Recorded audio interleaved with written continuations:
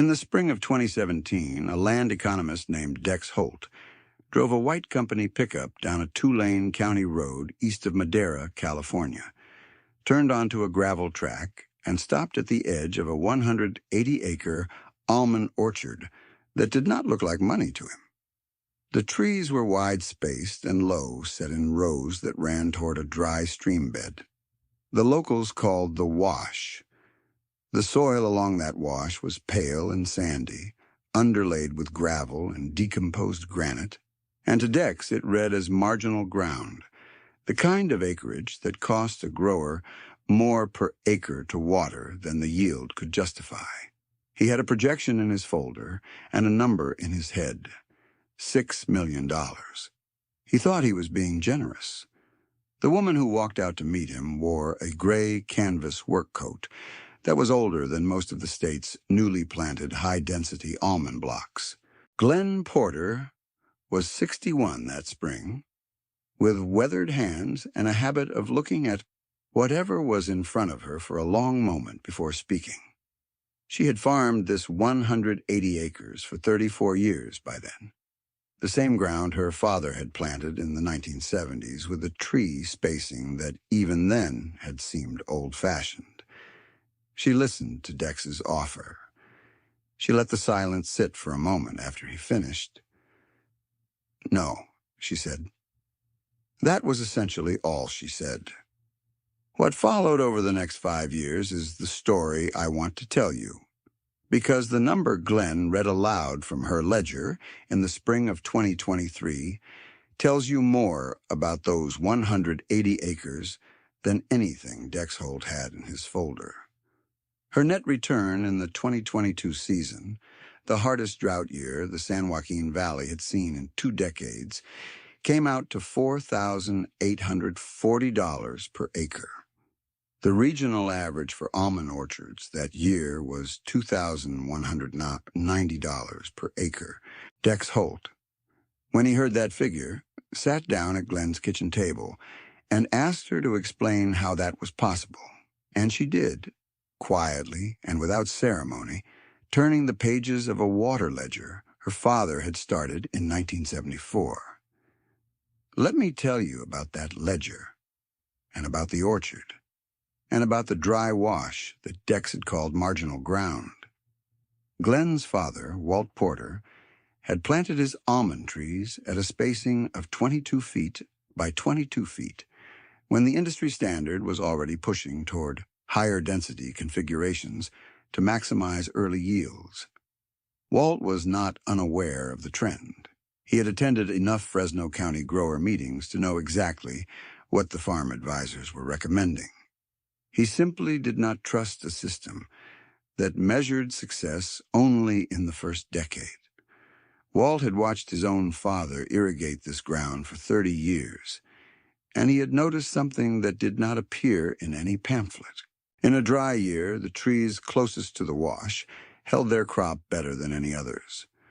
Not dramatically, not in a way that a casual observer would note, but Walt noted it.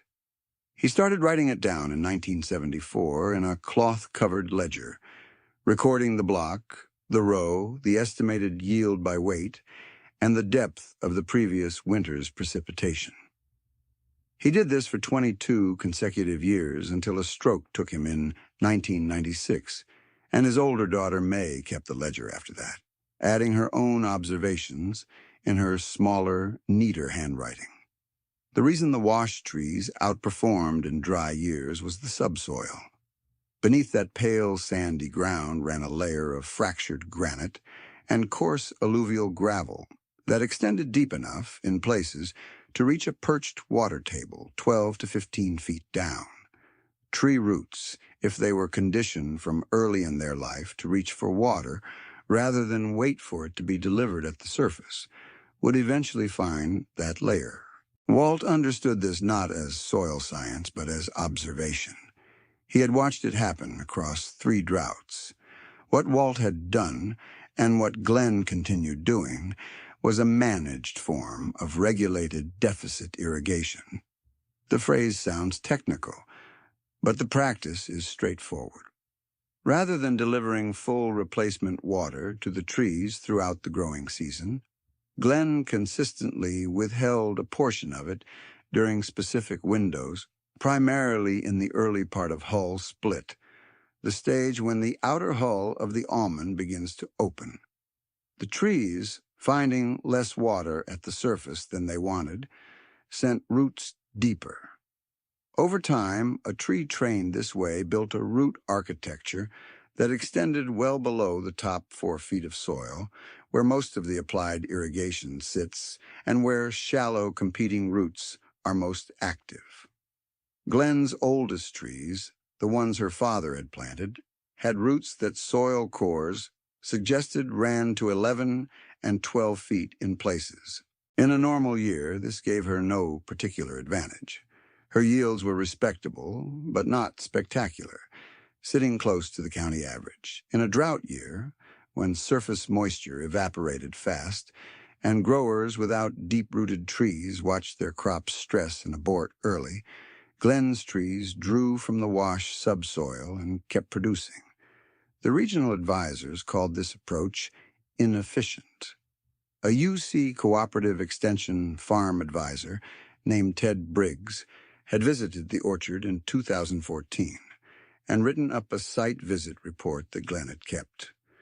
The report was diplomatic and thorough, and its central conclusion was that Glenn's irrigation scheduling was leaving yield on the table in favorable water years, and that her low planting density compounded the underperformance by carrying fewer trees per acre than modern practice supported. Briggs was not unkind about it. He had noted the orchard's health and the quality of the soil management, and had written, in his careful bureaucratic language, that the operation reflected a thoughtful but conservative approach that might benefit from modernization. Modernization, in 2014, meant more trees per acre, more precise drip delivery, and full canopy coverage managed for peak yield in the median year. Dex Holt arrived 3 years after that report, and his assessment was more direct. He stood at the edge of Glenn's wash block with a satellite land use map on his tablet and explained that his firm was developing a resort community on the mesa north of her property. The project called for a golf course, which required a buffer acquisition to manage water table liabilities on the course's south side. Glenn's orchard, he explained, sat on the ideal acquisition parcel.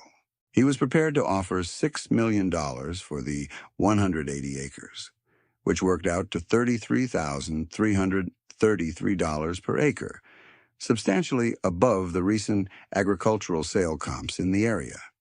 He said the ground was marginal for almonds at the current water cost trajectory, and that the development would put the land to its highest and best use. Glenn watched a ground squirrel cross the end of a tree row while he talked. When he was done, she looked at him directly. "I've been farming this ground 34 years, she said.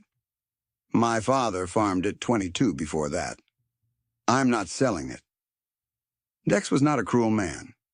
He closed his folder, left his card on her porch railing, and drove back up the gravel track. He thought genuinely that she was making a financial mistake, and he thought so in the reasonable, evidence-grounded way of a person whose models had never been seriously tested. Carla Porter arrived that summer, and if she had been standing next to Dex Holt in the orchard that April, she might have agreed with him.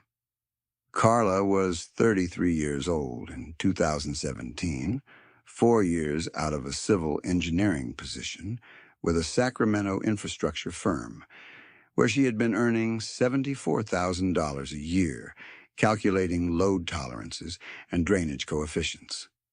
She had come back to Madera because Glenn had asked her, and because, if she was honest, she had started to feel like she was building things that would outlast any reason she cared about.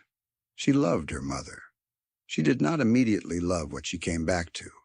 The first thing Carla did was read Ted Briggs's 2014 extension report. The second thing she did was drive the county road and look at the neighboring operation to the east, which belonged to Ray Solis, a grower she had known since childhood. Ray had replanted 95 acres of his property in 2016 with a high-density nonpareil and Monterey block, trees spaced at 14 feet by 18 feet, running drip irrigation off a new well. The block looked extraordinary.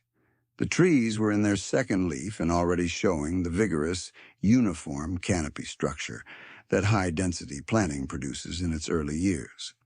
Ray had financed the replant at a variable rate of 4.1%, which on a 95-acre planting at roughly $8,500 per acre in establishment costs had put him about $810,000 into a line of credit he expected to retire in 6 years on the strength of the yields the block would produce once it came into bearing.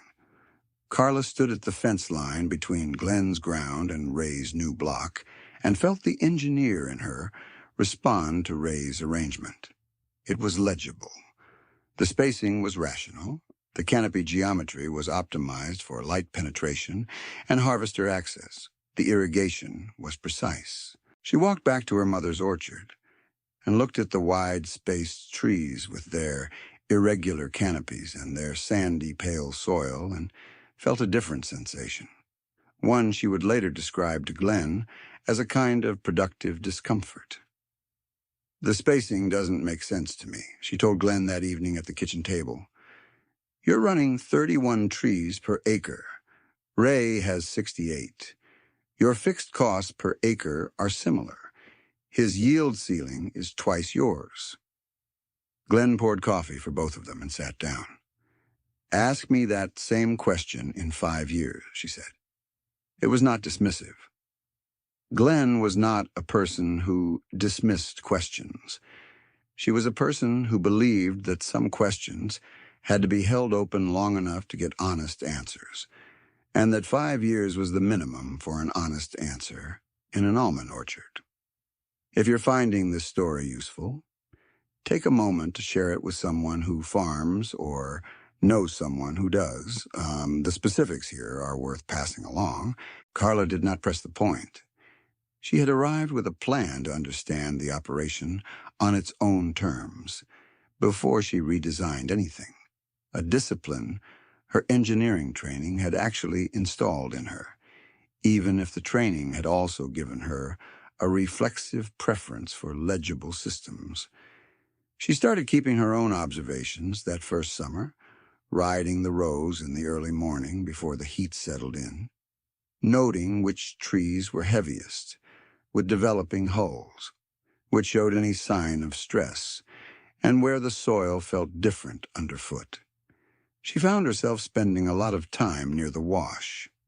The seasons from 2017 through 2020 were years of ordinary variation. Not bad, not exceptional. The kind of weather that does not settle arguments. Glenn's yields ran between 1,850 and 2,100 pounds per acre, which placed her solidly in the county average range without distinguishing her.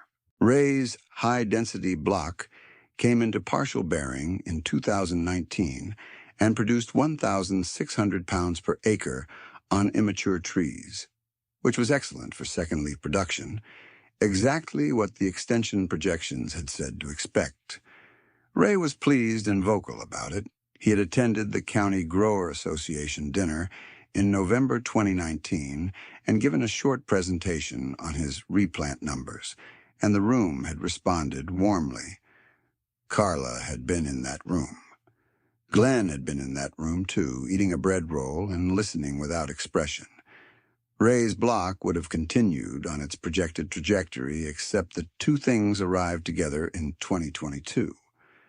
The Federal Reserve, responding to inflation that had been building since the prior year, began raising its benchmark rate in March.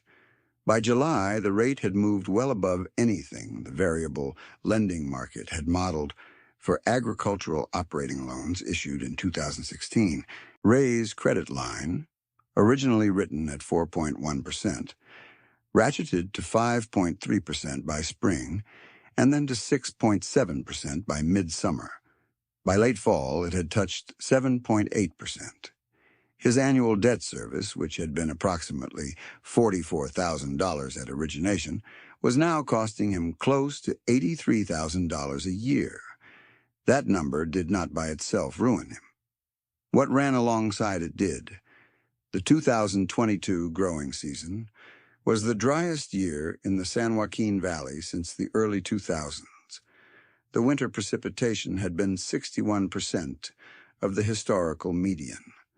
The Sierra snowpack, which feeds the valley's surface water deliveries, came in at 53% of normal. By April, water agencies were announcing allocations. Surface water that growers typically relied on to supplement their well pumping was cut to 15% of contract for most districts east of Fresno. Electricity costs for groundwater pumping spiked alongside the general rate increases. The cost to deliver water to a tree went up at exactly the moment there was less of it to deliver. Ray's high-density block had been irrigated at full replacement since establishment, which is the correct practice for young, shallow-rooted trees being pushed toward early bearing. His roots were concentrated in the top 3 feet of soil, where the drip emitters deposited water and where the soil in his block, an improved sandy loam, held moderate moisture. When the water allocation fell and the heat came, those surface concentration roots found themselves reaching for moisture that was not there. Ray pulled what he could from his well. The pump ran hard. The electricity bill for July alone was $11,400. His trees showed early hull split stress in the second week of August, and in the third week he began to see tip dieback in his nonpareil rows, the canopy pulling resources back from its extremities to protect the core. His final yield on the high-density block came in at 1,490 pounds per acre, a 38% reduction from the prior year's 2,410. Glenn walked her own rows in August of 2022 and watched her trees perform in a way that she had watched trees on this ground perform before, in 2012 and in 2007, and, by May's account, in the water ledger in 1991 and 1977. The deficit irrigation schedule she had run for 34 years had not been a choice between full water and less water. It had been a choice between shallowing her trees' roots for a short-term yield premium or deepening their roots for resilience across a lifetime. In a water-short year, her trees drew from the fractured granite subsoil beneath the wash, from a moisture reserve that no drip emitter could reach and no drought could quickly empty. The trees showed the characteristic small leaf compaction that accompanies water stress, but they held their crop. They did not abort. She ran her irrigation at 72% of calculated evapotranspiration replacement through the summer. Her pumping costs were lower per acre than any of her neighbors. Her trees did not ask for more than she gave them, because their roots had already gone to find what they needed. May drove over from Fresno in September, as she did every fall, bringing the water ledger in a paper grocery bag as she had brought it for 26 years. She was 68 that fall, a retired accountant with Glenn's same measured way of speaking, and she sat at the kitchen table with Carla and went through the ledger section by section, explaining the notation system their father had developed, pointing to the dry year columns in 1977 and 1991 and the yield notes beside them. Carla asked questions in the careful way she had learned to ask things on this property, with patience and without the engineering impulse to reach for a redesign before the mechanism was fully understood. He never talked about it as a system, May said. He just said the wash trees remembered. Carla wrote that down in her own notebook, which by that fall had grown to 60 pages of morning observations. The harvest ran through October. Glenn's crew, 4 pickers she had worked with for 11 years, and a harvest foreman named Beto, who had started on the place at 19 and was now 42, ran the mechanical shaker down the rows and raked and swept the orchard floor in 2 passes. The almonds went to the huller and then to the handler, and the handler's receipts came back to Glenn's mailbox in December. Glenn did not open the receipts immediately. She stacked them on the kitchen table, which was a table her father had built from a valley oak felled on the property in 1968, and she let them sit for 2 days while she finished her end-of-year orchard notes. Then she opened them, added the handler's payments to her production cost in the ledger that May maintained, and did the arithmetic in pencil on a line pad. She carried the number forward twice to make sure it was right. $4,840 per acre, net of all variable costs, including water, labor, harvest, and handling, across 180 acres in a drought year. The regional average that same season, published by the California Almond Board in their annual grower report, was $2,190 per acre net. Ray Solis knew his own numbers by December, and they were not good. He called Glenn on a Thursday evening, and the conversation was short and not quite composed at his end. "I'm going to have to talk to the bank in January," he said. "I might lose the West Block." Glenn said she was sorry to hear that, because she was. Ray had not made foolish choices. He had made the choices that every credentialed advisor in the valley had told him were correct, financed at a rate that had seemed stable, planted to a variety configuration that the market supported. None of that had been wrong exactly. It had simply been optimized for the median year and left nothing for the year that was not median. "Come by in February," she told him. "I want to show you something in the ledger." Dex Holt called in March of 2023.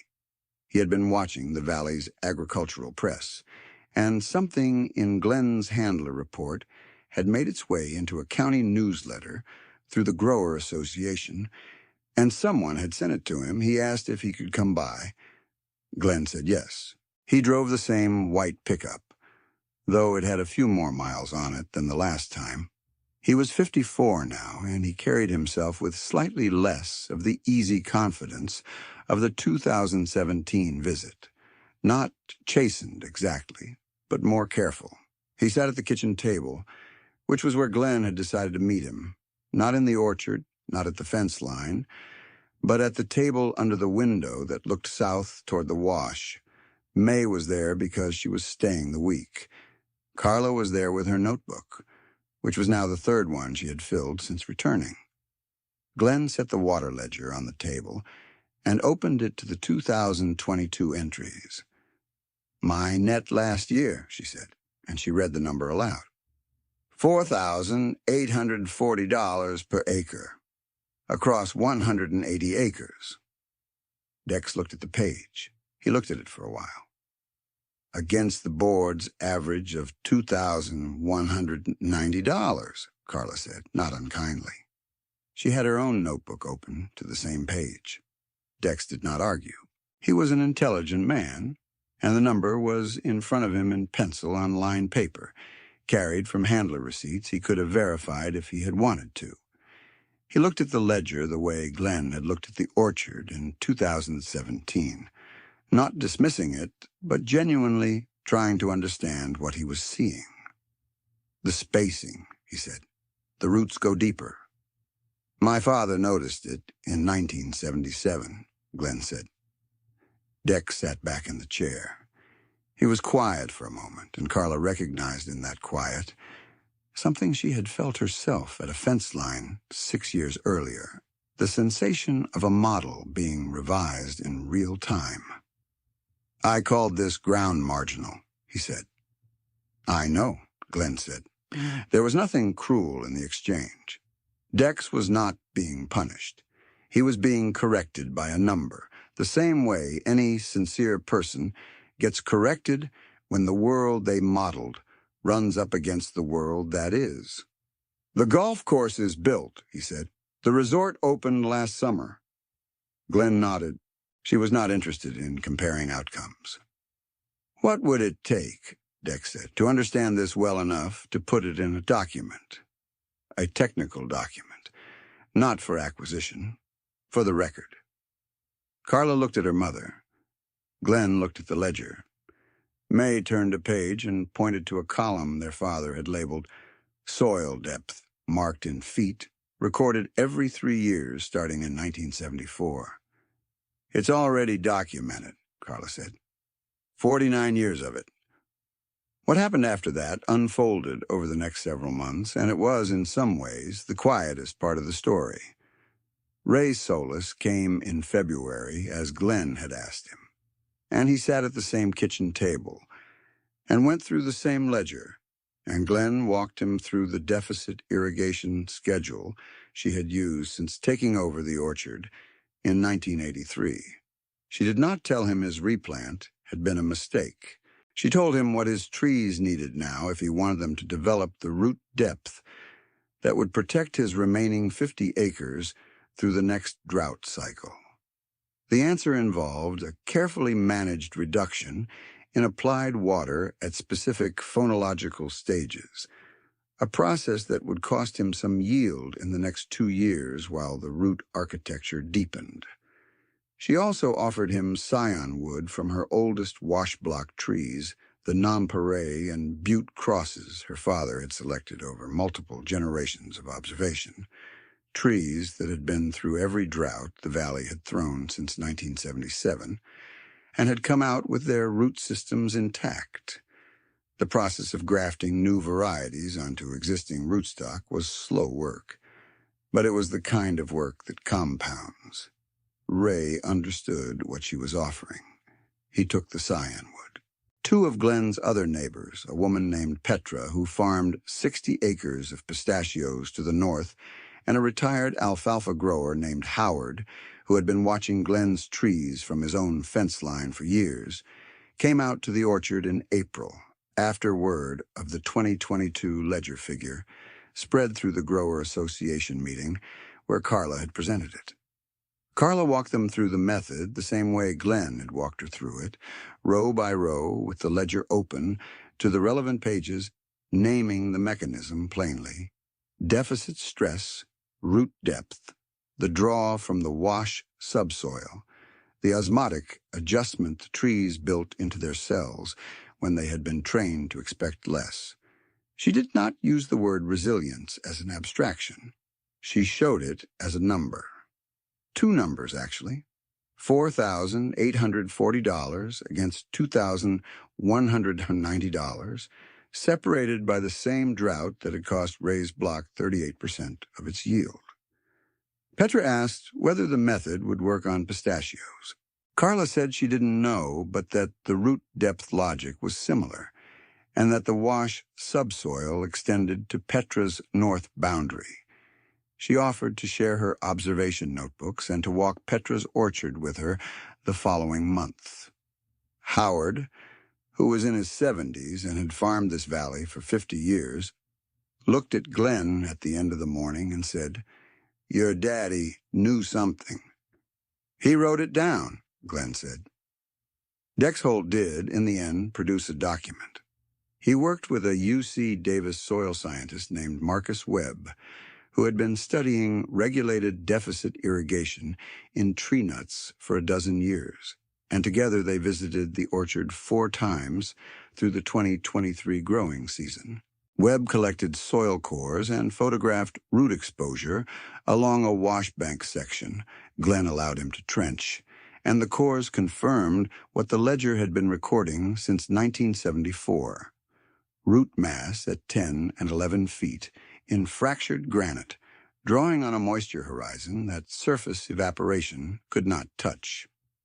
Webb published a case note in an extension bulletin the following spring, and in the acknowledgments section he cited the Porter Water Ledger, covering 1974 to 2023, as the primary observational record on which the site assessment was based.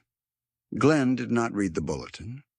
Carla did, and she folded it and placed it in the ledger's back pocket, beside a carbon copy receipt from a Fresno almond handler dated October 1978, which was the first receipt Walt Porter had ever saved, for a price of 63 cents per pound.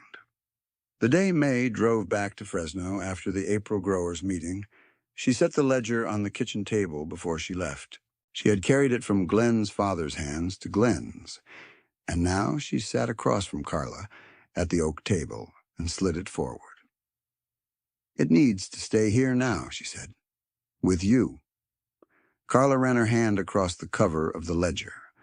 The cloth was worn through at the corners to the cardboard underneath, and the spine had been taped twice in different decades, once with brown gummed tape, and once with a white cloth tape that May had used sometime in the 2000s. The pages inside smelled of the cold winters when the house had been heated with a wood stove and the smoke had worked its way into everything over time. Carla opened it to the first page. Her grandfather's handwriting in black ballpoint read, March 1974. Orchard Block A, rows 1 to 12, wash adjacent. Tree spacing 22 by 22. Applied irrigation, inches, observed condition. Notes on soil depth where measurable. She turned to the last page Carla herself had written in from the October harvest, and read her own notation back. 2022 drought year. Block A and C performed at documented depth. No yield abort. Handler receipt attached. It was not a heroic document. It was a working record, built page by 3 people over 49 years, and what it contained was attention. Glenn was out in the orchard. Carla watched her through the south window, the figure in the gray canvas coat, moving slowly along a row in the late afternoon light, stopping at a tree, crouching to look at something at the base of the trunk, the way she had always stopped, the way her father had stopped. The wash ran dry and pale behind her, the sandy soil holding its color in the dusk, the old trees spaced wide enough that the last of the light came through to the ground between them. There are 2 ways to know a piece of land. One way is to measure it from outside, to run its acres and its water table through a model that was built to handle median conditions and to arrive at a number that tells you what the land is worth when everything goes as expected. That kind of knowledge is not wrong. It is precise within its assumptions, and it produces answers quickly. And when the assumptions hold, it is correct. The other way is slower.